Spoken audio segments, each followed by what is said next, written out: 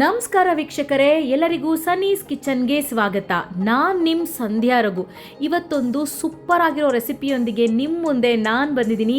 ಅದೇ ಬದನೆಕಾಯಿಯ ಎಣ್ಣೆಗಾಯಿ. ಸೊ ಈ ರೆಸಿಪಿ ಅಂತೂ ಎಲ್ರಿಗೂ ತುಂಬ ಇಷ್ಟ ಆಗುತ್ತೆ, ಯಾಕಂದರೆ ಹೆಣ್ಗಾಯಿ ಅಂದರೆ ಎಲ್ಲರಿಗೂ ಇಷ್ಟ.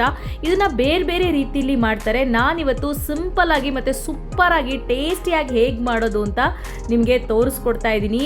ಇದಂತೂ ಸಖತ್ ಟೇಸ್ಟಿಯಾಗುತ್ತೆ. ಇದಕ್ಕೆ ಏನೆಲ್ಲ ಸಾಮಗ್ರಿಗಳು ಬೇಕಾಗುತ್ತೆ ಅಂತ ಒಂದ್ಸರಿ ನೋಡ್ಕೊಳ್ಳೋಣ.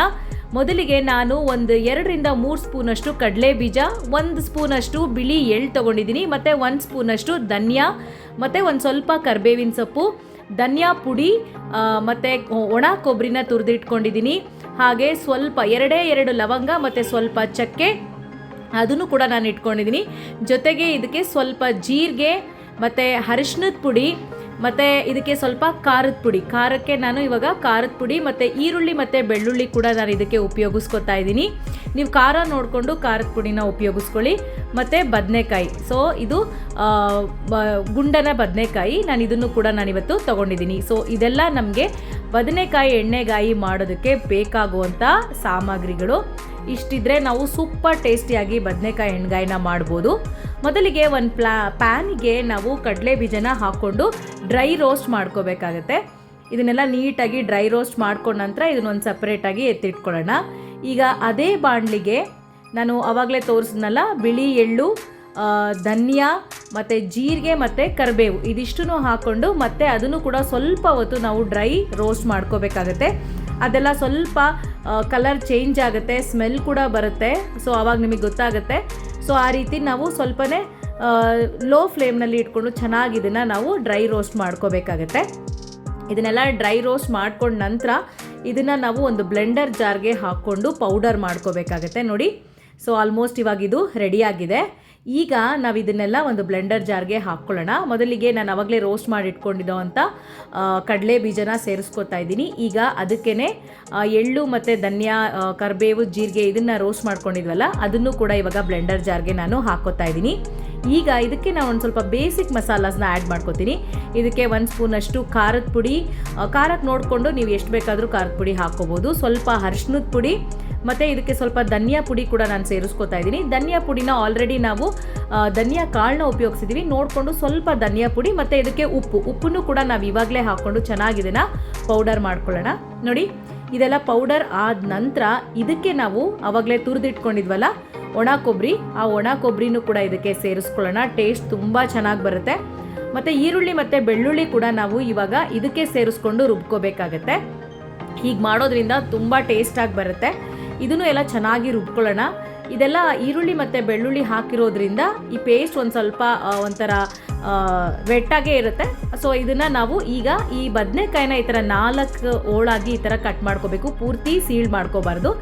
ಈಗ ಆ ಥರ ಕಟ್ ಮಾಡ್ಕೊಂಡಿರೋಂಥ ಬದನೆಕಾಯಿಗೆ ನಾವು ರೆಡಿ ಮಾಡಿಟ್ಕೊಂಡಿದ್ದೀವಲ್ಲ ಒಂದು ಮಸಾಲೆ ಪೌಡರು, ಅದನ್ನು ನಾವಿವಾಗ ಇದಕ್ಕೆ ಫಿಲ್ ಮಾಡ್ಕೋಬೇಕಾಗತ್ತೆ. ಸೊ ಅದನ್ನೆಲ್ಲ ನೀಟಾಗಿ ನಾವಿವಾಗ ಫಿಲ್ ಮಾಡ್ಕೋಬೇಕು.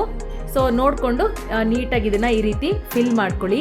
ಇದೆಲ್ಲ ಫಿಲ್ ಮಾಡ್ಕೊಂಡ ನಂತರ ಇನ್ನೂ ಪೌಡರ್ ಏನೇನೋ ಉಳ್ಕೊಂಡಿರುತ್ತೆ, ಅದಕ್ಕೆ ಸ್ವಲ್ಪ ನೀರು ಹಾಕ್ಕೊಂಡು ನಾವು ಅದನ್ನು ಮತ್ತೆ ಯೂಸ್ ಮಾಡ್ಕೋಬೇಕು.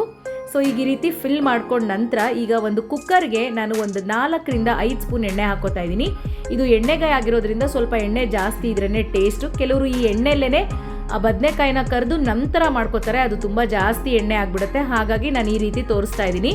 ನೋಡಿ, ಎಣ್ಣೆ ಕಾದ ನಂತರ ಅದಕ್ಕೆ ಸಾಸಿವೆ ಮತ್ತು ಸ್ವಲ್ಪ ಕರಿಬೇವಿನ ಸೊಪ್ಪು ಹಾಕ್ಕೊಂಡು ಒಂದೇ ಒಂದು ಟೊಮ್ಯಾಟೊನ ಸೇರಿಸ್ಕೋಬೇಕಾಗತ್ತೆ.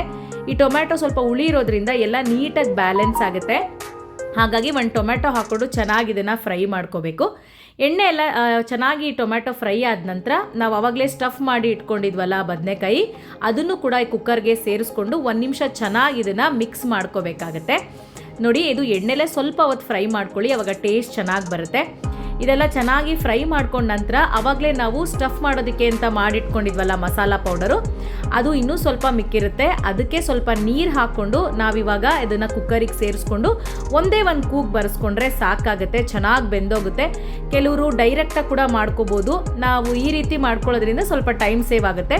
ಜಾಸ್ತಿ ಕೂಗ್ಸೋದು ಬೇಡ, ತುಂಬ ಮೊಸರಾಗಂಗೆ ಬೆಂದೋಗ್ಬಿಡುತ್ತೆ. ಹಾಗಾಗಿ ಒಂದೇ ಒಂದು ಕೂಗನ್ನ ನಾವು ಕೂಗಿಸ್ಕೊಂಡು ನಂತರ ಇದು ಪೂರ್ತಿ ವಿಷಲ್ ತಣ್ಣಗಾಗೋದು ಬೇಕಾಗಲ್ಲ. ಜಸ್ಟ್ ಒಂದು ಸ್ವಲ್ಪ ಹೊತ್ತು, ಒಂದು ಅರ್ಧ ತಣ್ಣಗಾಗಿದ ತಕ್ಷಣ ನೀವು ವಿಷಲ್ನ ತೆಗೆದುಬಿಡ್ಬೋದು. ಸೊ ಅಷ್ಟೊತ್ತಿಗೆ ಬೆಂದಿರುತ್ತೆ.